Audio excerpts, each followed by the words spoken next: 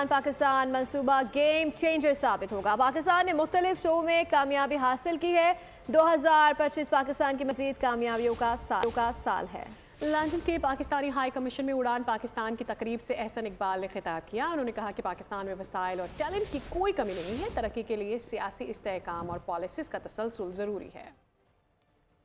Udan Pakistan initiative, which was launched by Prime Minister Shehbaz Sharif on 31st December 2024. So there is a huge gain that we need to make, and we are making, with restoration of stability and sanity in economic management of the country.